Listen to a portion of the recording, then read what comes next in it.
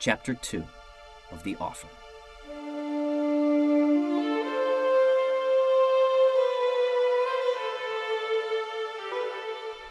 This chapter continues the story of a young entrepreneur named John Birge and his offer to bring the famous clockmaker Joseph Ives back to Bristol.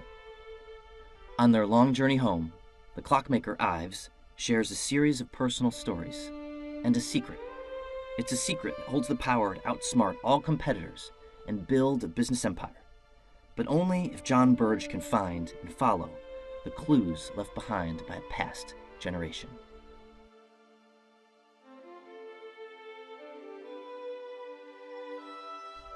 As they walk through the Westwoods, Joseph Ives continues to retell the story of the famous clockmaker Eli Terry and the Porter contract. You see, John, at this time, you could only make about 100 clocks a year, doing the old method, using hand tools and making them a few at a time. But the Porters challenged Eli to make 4,000 clocks in only 3 years. You should have seen the critics hollering at Eli and his new contract. Some critics said it could never be done. Could never even make more than 200 clocks in a year. Others said that if he did get it done, he'd never find 4,000 people who wanted to buy a clock. Well, didn't Eli prove him wrong? But it didn't look that way in the beginning. The first year, Eli didn't make any clocks at all. He just recruited 2 partners, Seth Thomas and Silas Hoadley, and then put a factory together with new machines and a precise layout designed for his mass production strategy. The critics were getting louder and the Porters were getting nervous. Then in the second year, he set his machine production method into motion and made 1,000 clocks. Now the critics were shocked. It was more clocks than every other clockmaker in town had made that year combined. And in the third year, grand old Eli fully leveraged his factory. He made the final 3,000 clocks and finished the contract as a very successful and very wealthy man. This part in his story, Ives pauses dramatically. Birge tips his head. And so? Ives leans in real close and delivers the line. The secret is, John, that's not what really happened. What if I told you it wasn't the factory and the machines that allowed Eli to make all those clocks? Really, Joe? So what is it? Well, if I tell you, you have to promise me that you'll keep it secret. Between us. Never tell a soul. Joe, you can put your trust in me. All right, then. I remember it well. When I went one time to see his shop. This may be about the first year of the Porter contract, when he wasn't making any clocks at all and spending most of his time tinkering. There was this apple sitting on the shelf next to his work desk. Someone had taken a bite out of it, but it had yet to go brown, ripen. And you know me as a man who never lets hunger get the best of him, and at that moment I was a bit hankering for a bite. So I asked him if he was going to finish it or not, and if not, then I would relieve him of the duty. But he said he wasn't for eating. He told me that apple was serving another purpose. It wasn't an apple. It was a timer. A countdown clock. You see, when Eli started to make a new clock from scratch, he would take a bite out of an apple and put it on the shelf next to the fire. Then he would try to finish the whole clock, all the wheels and panels and moving parts and non-moving parts, before the apple went brown. He told his partners, Seth and Silas, that if they can't accomplish this challenge, then they're never going to finish the contract. They had to figure out a way to make a clock faster than an apple could ripen. And so they tried. And they tried. And for the rest of that first year, every day, Eli would take a bite of an apple and watch it as he and his partners failed to build a clock fast enough before it would go brown. Until right near the end of the first year, when everyone was about to give up, something changed. I heard it from Silas. He tells me that one day he arrived at the factory, bright in the morning, and that an apple was sitting there about a day old, but still not ripe. Not brown. It was as if Eli had just taken a bite of a new apple, but Silas thought it looked just like the old apple from the day before because of a certain spot of color on one side. It was very particular, shaped like a heart or something. But in any case, Silas says it was that same apple from the day before. Then Silas tells me that when he and Seth left the factory the previous night, they left Eli there alone alongside buckets of unfinished clock parts, like wheels with no teeth cut and so on. But that morning, Eli was sitting there with 10 whole finished clocks put together. And suddenly, it was like this for the rest of the time. Workers would leave old Eli in the factory at the end of the night, with scraps of clock parts piled high in barrels. And the next morning, when they came back, all them parts would be put together into finished clocks. That's about when Eli stopped using apples as timers.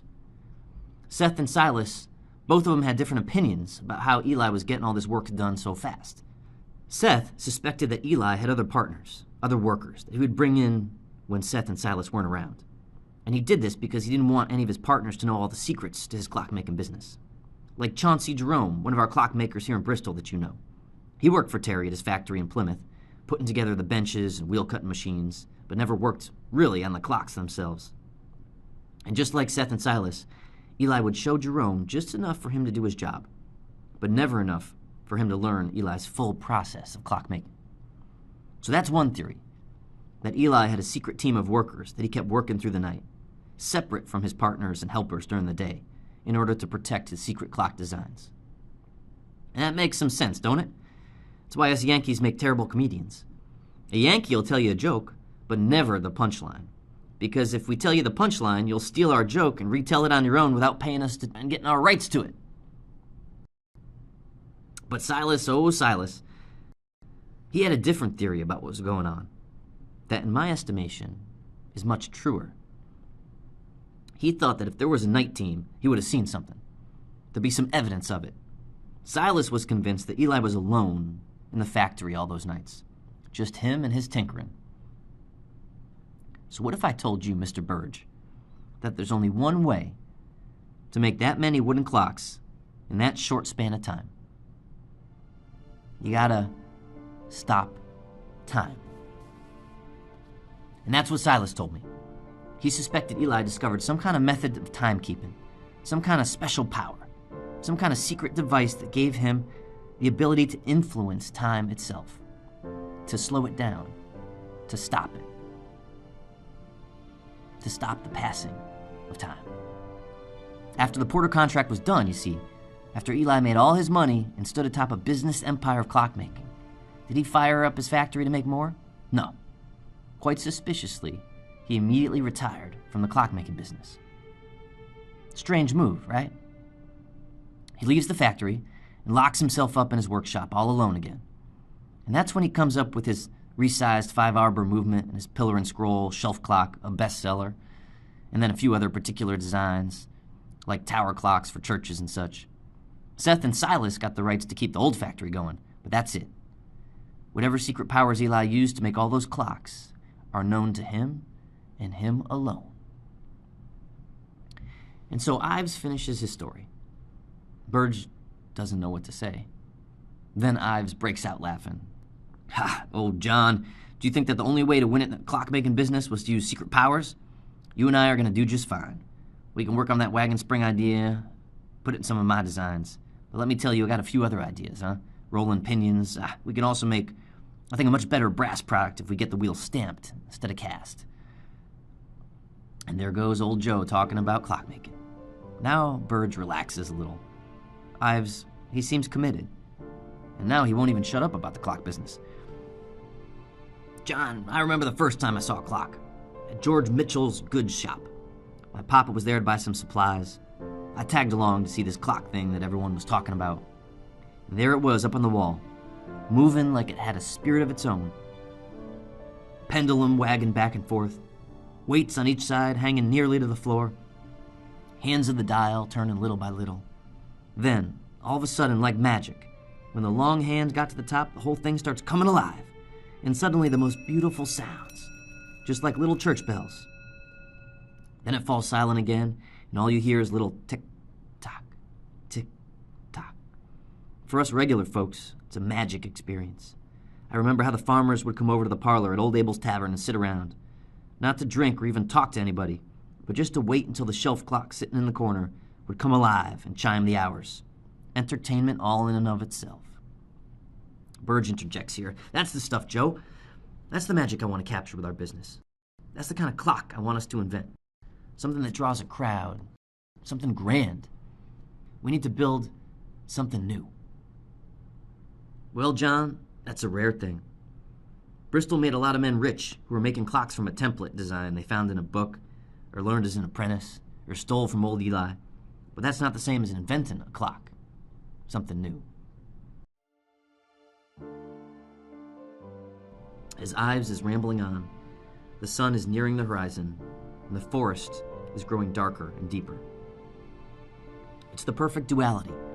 After beginning their journey with the rising sun over the dense urban sprawl of New York, our two travelers now find themselves at twilight, completely alone in a deep and dark forest in the Westwoods, as if they're traveling back in time, turning back the dials of geological history.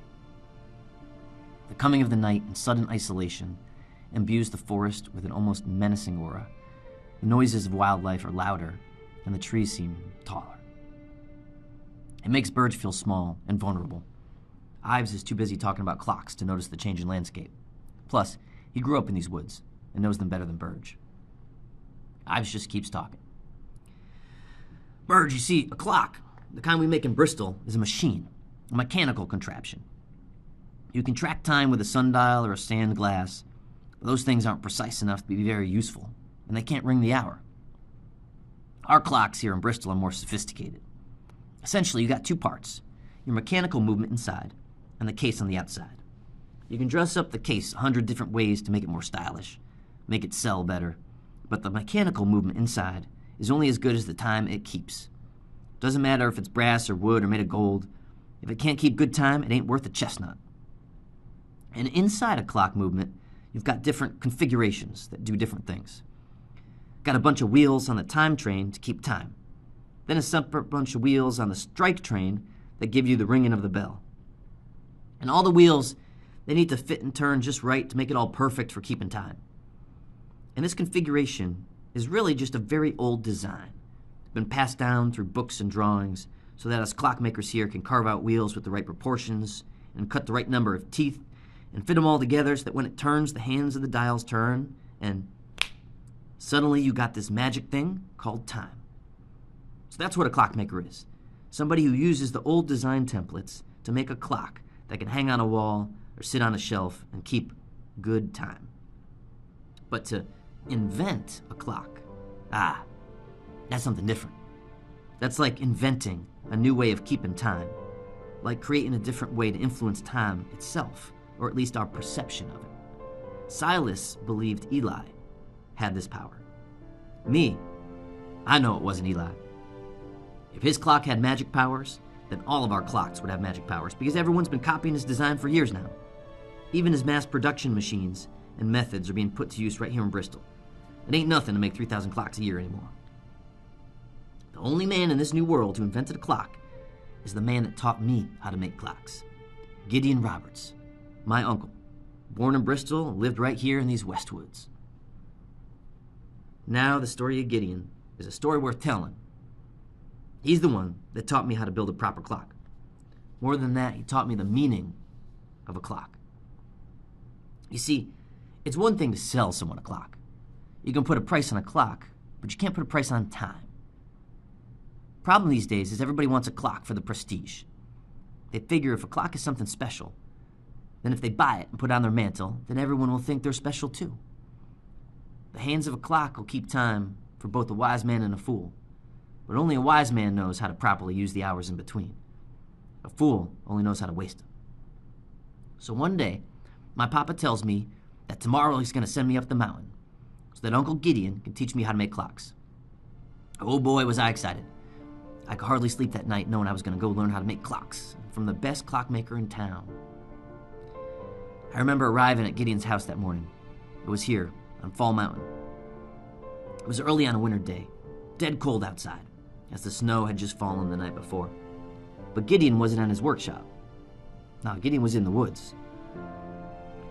Walked around a bit, find him, then I see him, a lone man standing in the white snow, surrounded by a huge forest of green trees, the blue sky peeking out above.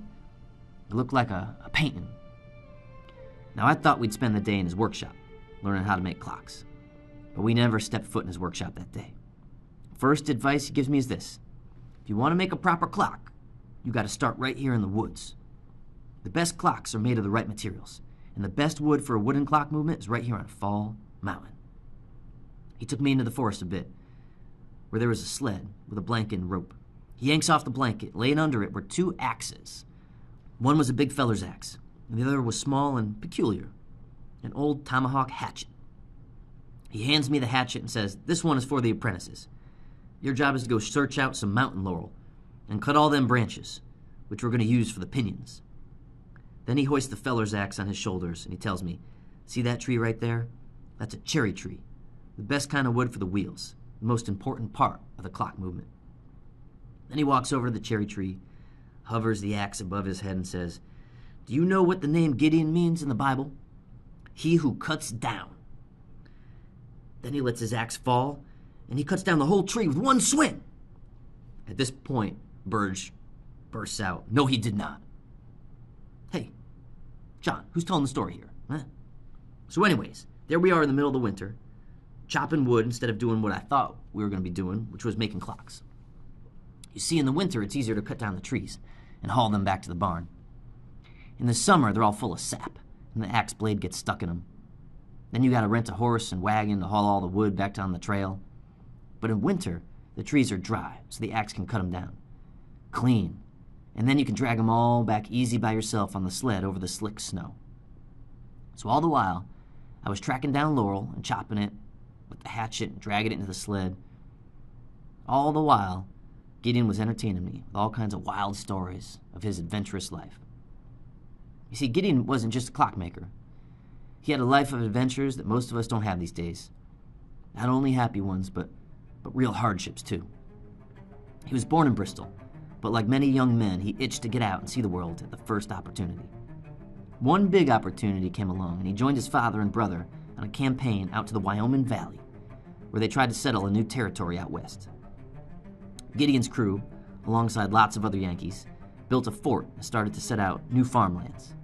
They were going to build a new village in this green paradise right by a flowing river. They talked about it like it was the promised land from the Bible with manna and honey.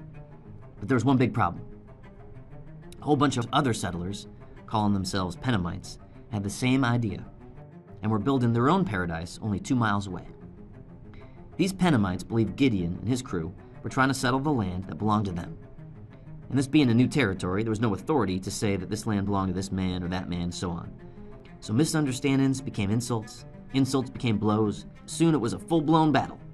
The Pennamites attacked them and burned up everything that Gideon's crew had spent nearly a year of their money, blood, and sweat building up. At this point, right, you got 2 options. You can go home, or you can get even. Some of them, like Gideon, went back to Bristol and left the Wyoming Valley for good. Others, like his father, went back. What happened next is a terrible tale. Gideon's father, Elias, never made it back home. This was during the War of Independence, and the British organized a bunch of Army loyalists and Iroquois warriors from the 6 Nations on a raiding party into the Wyoming Valley, right at the moment when most of the fighting men had gone east, served in Washington's Continental Army. And it was a massacre. Only women and children made it out alive. I heard the dark story from Catherine Gaylord, whose husband was there, and she escaped the whole bloody battle and marched back to Bristol through the wilderness, the whole time defending herself and her 3 young children from enemy scouts, panthers, and starvation. But that's another story for another time. So here's Gideon back in Bristol, but he didn't escape the war neither.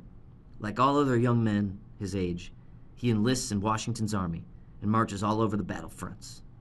But before he can do any real fighting, his company gets captured by the British, and Gideon is thrown into a prison ship. So here's young Gideon, sitting as a prisoner of war in the stinking bowels of a ship, hungry and exhausted when disease strikes. Men are dying on the left and on the right. Really nasty stuff. Pox on their skins and scabs on their faces. And Gideon's stuck in the bellows of the ship and there's nowhere to run to. So what do? First, you got to get lucky and not get sick. So after a few days of not getting sick, Gideon hatches a plan. He convinces the British sailors to allow him and a few other prisoners to bring up the dead bodies and throw them into the river. Now, the British sailors don't want to touch the dead bodies because they don't want to get sick. So they let Gideon out of the bellows and bring up the poor bodies of his compatriots and toss them into the river. After a few times of doing this, the sailors get lazy. They get distracted. So Gideon makes his move. He throws himself overboard, Before the sailors realize who's missing, Gideon's already swum to the other shore, a free man. And for the second time, he comes home to Bristol, empty-handed, but alive. Now, you might think all this hardship would put a man into a depression. Not Gideon. No, he takes a wife, starts a family, teaches himself how to play the violin. Beautiful music. Used to play it for all the churchgoers on Sunday at our big yellow meeting house up on the green. Then he teaches himself how to make clocks, using an old design template that he got from some Quakers that he tarried with when he was escaping the Wyoming Valley. Quakers came from Europe and knew how to design a clock movement that kept proper time. And Gideon must have been impressed with them as their guest, so they gave him a template. Not to mention that, later on in his life, Gideon became a Quaker himself, wearing their, plain clothes and all. Anyways, the second lesson that Gideon teaches me in those woods that winter morning is the philosophy of clockmaking, the spiritual part, just as important as the physical part of selecting and chopping the right wood. I remember his sermon to this day. He tells me, these two things are the same, violins and clocks. They both make us see something that's invisible in this world, right in front of you, like music. It's all around us, but it takes a violin to bring it to our ears. It's the same with time, passing all around us. Unless you got a clock, you just can't see it.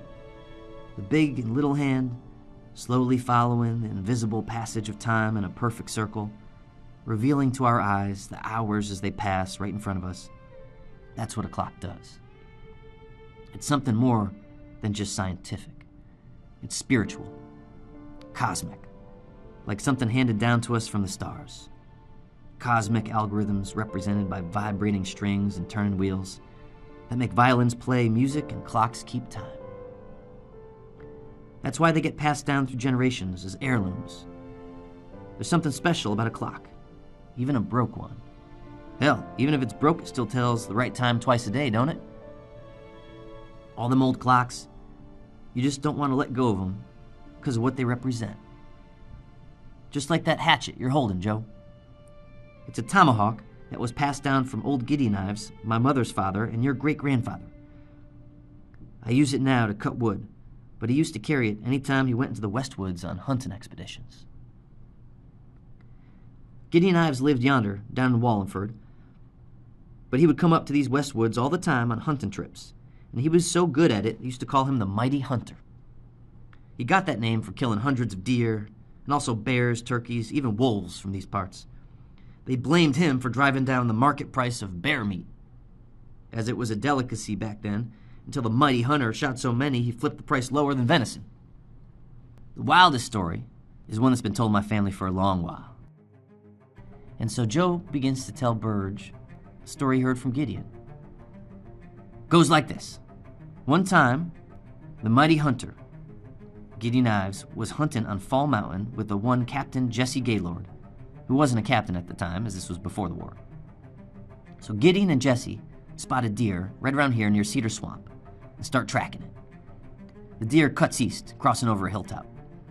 The two hunters are unsure which side of the hill he's going to be on and how fast the deer is going, so they decide to split up.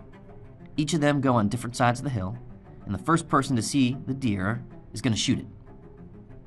Well, Jesse was the faster of the pair, and as he completes his tour of the hill without spotting the deer, he begins to round the hilltop so they could get back reunited with Gideon. And as he reaches the top of the hill, what does he see? Not the deer, not Gideon, but about halfway down, a third hunter, a native of the Tungus tribe. You see, the Westwards weren't only hunting grounds for the settlers of the area, but also for the first peoples that lived there long before an Englishman ever arrived. Tungus was the name of the tribe of these parts, and they called the Westwoods their happy hunting grounds. In that particular hunting group, up by Cedar Swamp, there was a Tungus tribesman known as Morgan by the locals, who was often seen making camp under a large boulder called the Rock House. So here Jesse comes up over the top of the hill, and instead of seeing the deer, spots Morgan halfway down the hill. It wasn't unusual to see Morgan near his hunting ground, and so Jesse wasn't surprised at that. He also wasn't surprised to see Morgan with his rifle and all his hunting gear, knowing that if he ran into Morgan on the hunting grounds, he was probably doing some hunting. And so here Jesse sees Morgan with his rifle raised, ready to shoot something. And at first, Jesse figures Morgan's got his rifle raised because he's going to get the deer first. He saw it and is about to shoot it. But then Jesse looks a little bit further down the hill, and he sees that Morgan isn't aiming his rifle at a deer. No, he's taking aim right at Gideon, who Jesse now sees at the bottom of the hill below Morgan. And Gideon can't see what's going on because his back is to the hill, and he's focused on shooting the deer, which is right in front of him. So we got quite the scene here. Jesse overlooking Morgan, who's taking aim at Gideon, who's focused on the deer and oblivious to all that's going on behind him on the hill. So what do you do if you were Jesse? You could holla, give Gideon a warning, but there may not be enough time for that. So Jesse did what he thought he had to do. He raises his rifle and fires straight at Morgan, hitting and killing him. And Gideon turns around hearing the gunshot, thinking maybe Jesse got a shot at the deer first, but from a higher position. But instead, he's shocked to see Morgan fall dead right there in front of him. And up there on the hilltop is Jesse with the smoking gun. Now, the two of them must have come together to discuss what to do next. Because in a situation like this, you only got bad options and more bad options. The big fear now is that other members of the Tunxus tribe will hear about what happened and come looking for revenge. Maybe Morgan saw that deer first and got upset that Gideon was taking aim at it on his hunting grounds and decided to shed blood over it. Even though it might have been self-defense by Jesse, it doesn't matter. For the Tunxus, it will be an eye for an eye. Gideon and Jesse will have to answer for it. So the two of them hatch up a plan to bury Morgan in the mud of the swamp nearby and to not talk about the incident ever again. So that's what they do. They bury the body along with his rifle and all his other belongings and never nary say a word of it to anyone. After the long silence finishing the story, Birge asks the obvious question. Okay, Joe, so then how come you know the story? Well, I suppose one of them leaked it at some point when they were drunk at the tavern to impress somebody. Or told it to their grandson by the campfire to scare him a little, which is how I heard about it as a youngin'. Or maybe they just made the whole thing up. We'll never know. Old Gideon Ives gone and Jesse's gone too. You know, secrets like that, by the time they come out into the light, it's tough to tell the difference between an old truth and a brand new lie. Secrets, secrets, secrets. This whole bloody hunting affair, that was the big secret of Gideon's grandfather. But our Gideon Roberts, he had his own secret, one that only I knew about. Ives pauses for a long time, but Birge is too curious. He prods him. And what, Joe? You're not going to share the secret? Not with another soul. Never have and never will. But Joe, we're going to be business partners. If you know something important, you can trust me. Nope. So Birge lets it go. They keep walking for a long time through the woods. Birge starts whistling to pass the time. You can see Ives getting flustered a bit, not only because he can't stand Birge whistling, but because he needs to get the secret off his chest to finish the story. Ives cracks. All right, John, you promise to keep it secret too? Only between us? Promise. Ives leans in close to Birge and whispers low.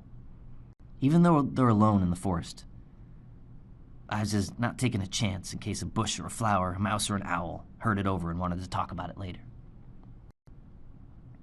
All right, John, I'll tell you. Gideon invented a secret clock. More than just a clock, really. He called it a clock engine. That's why I call him an inventor. He created a clock design no one else ever made before, as far as I know.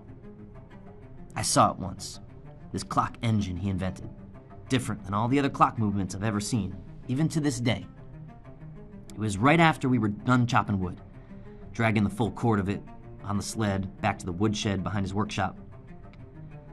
As we were separating and stacking the wood, I go over to the corner to put our 2 axes back on the wall where all the axes are hanging. And there's this big thing there too, covered with a blanket. And by accident of moving around in that corner, I shake loose the cover.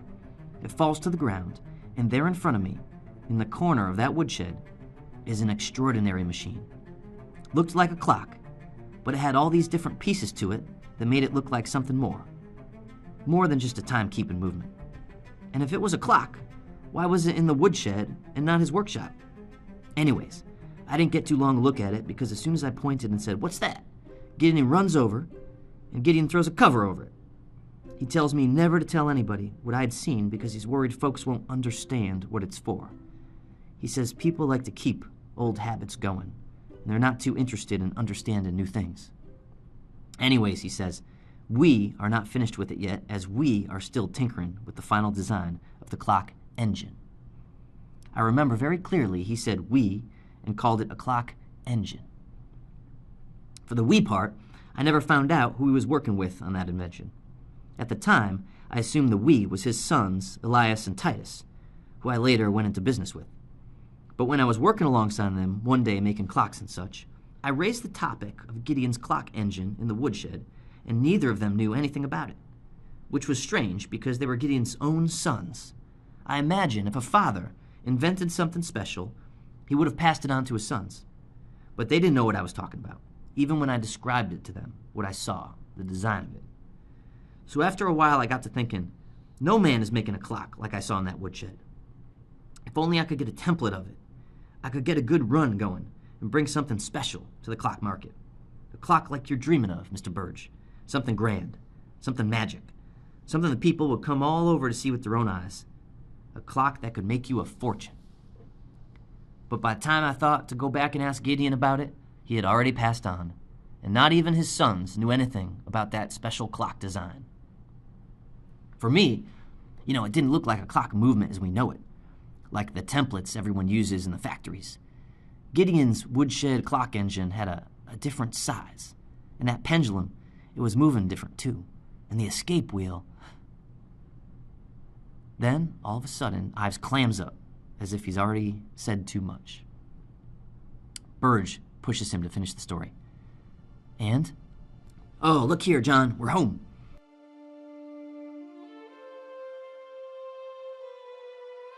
And just then, Birge and Ives reached the final ridgeline of Fall Mountain and the beginning of the descent down into the valley of Bristol.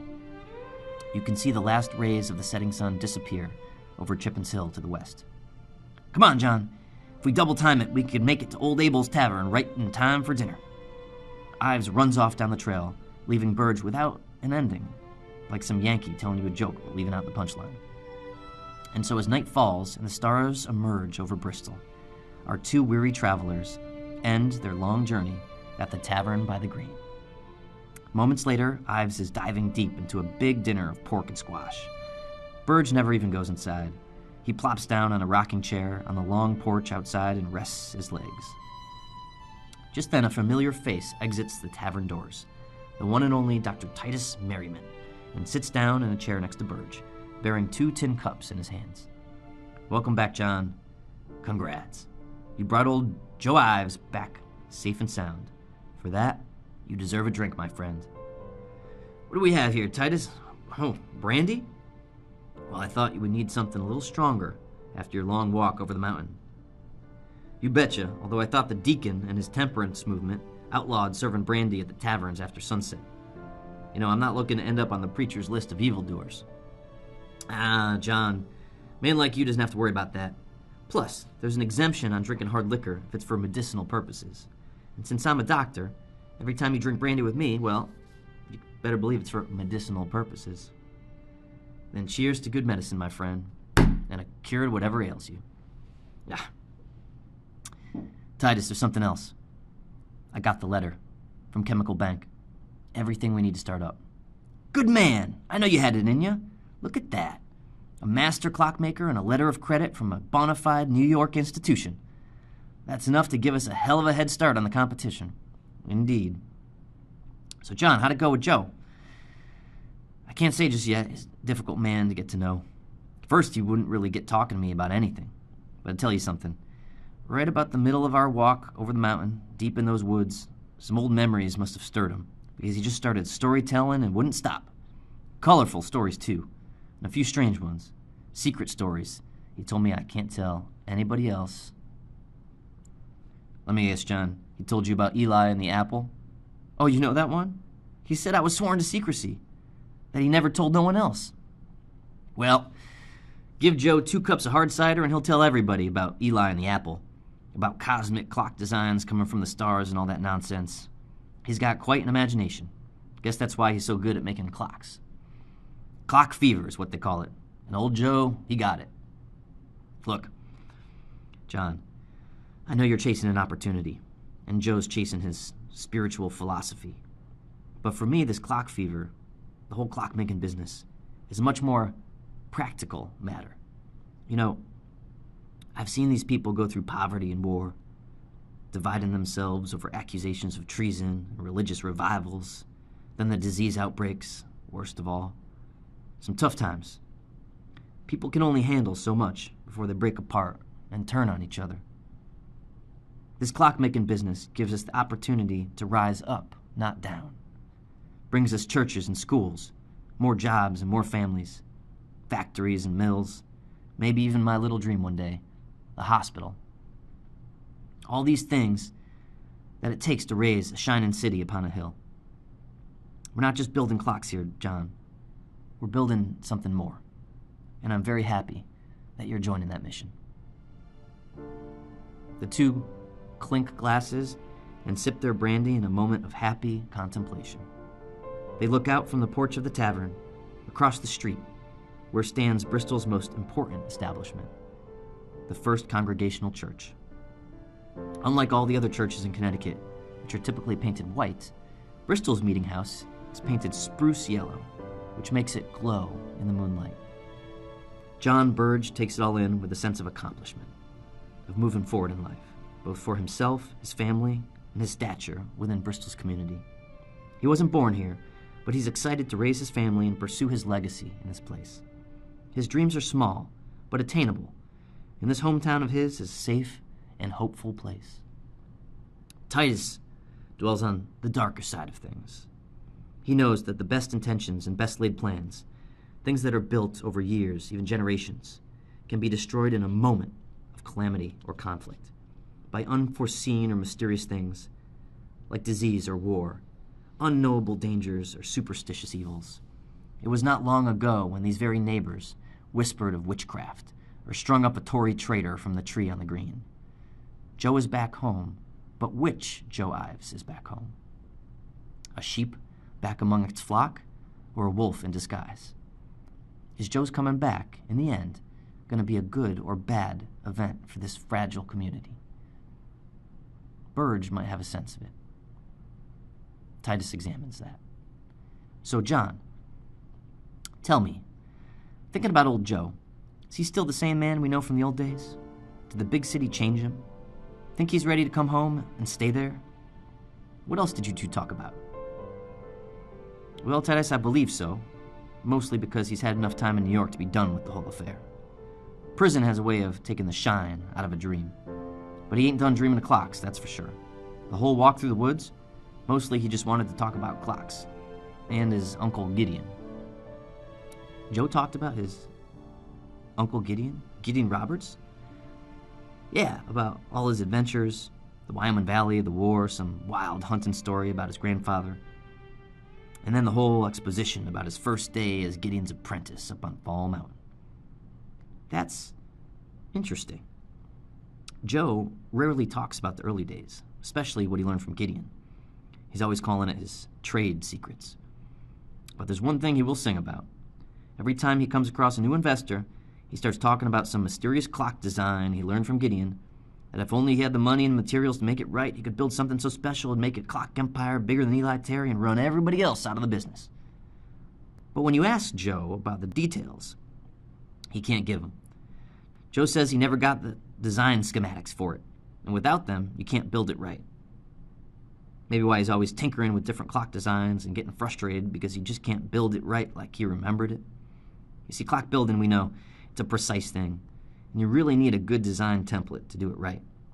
And no investor, you or me, is going to give Joe a big old pile of money and a big factory to mass produce an imaginary clock without at least seeing a prototype first. Well, Titus, sounds just like the pitch he gave me. I should have known he was buttering me up, making John Birge swear to keep his secrets and making it all dramatic. Let me fancy a guess, John. He called it his clock engine. Oh, you know that too? I guess secret pacts between business partners don't amount to much around here. Nah, John, we're just a small town, but a competitive one. The competition kind of encourages secret make-in and secret break-in. Well, it's not very encouraging to think that I went all the way down to New York to rescue a clock inventor whose big secret invention is something everybody already knows about. The famous clock engine from Gideon's woodshed. Suddenly at once, Dr. Titus Merriman sits up straight in his chair and knocks over his tin cup. John, did you say woodshed? What about a woodshed? Oh, sorry. I thought you all knew that part too. Joe told me in his story that he and Gideon finished cutting trees for the day and went into the woodshed to lay it all down, and that's where he saw the clock engine. Not in the workshop, but in a corner of Gideon's woodshed. Well, wouldn't you know it? Incredible. What about it, Titus? What am I missing here? Oh, you're not missing anything, John. It's the rest of us that was missing something. Old Joe's not going to believe it when I tell him. To think it was right under our noses the whole time. I know exactly where to find the design for that clock engine. Let me guess, the woodshed? No. All those early clockmakers in their homes are long gone. Every time Bristol grows, it transforms itself, and little bits of the olden times pass away, get torn down, repurposed, or lost along the way.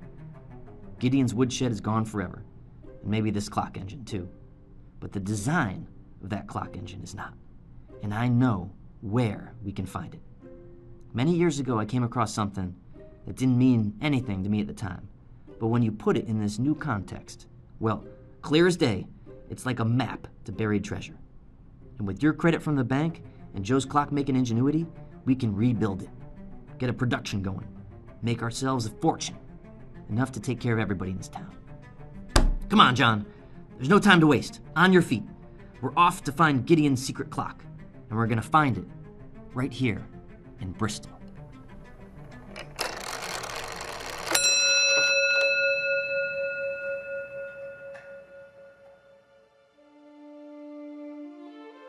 The next thing Titus Merriman tells John Birge is where to find an important clue. A clue that forms the first piece of our historical puzzle. A key that unlocks the first door on our journey to find Bristol's most secret artifact. Join the next adventure of Bristol, the Quest, by subscribing to one of our social media channels at www.bristol.com, BRXSTOL.com, and ready yourself for the next story, the next clue, and ultimately, the final revelation.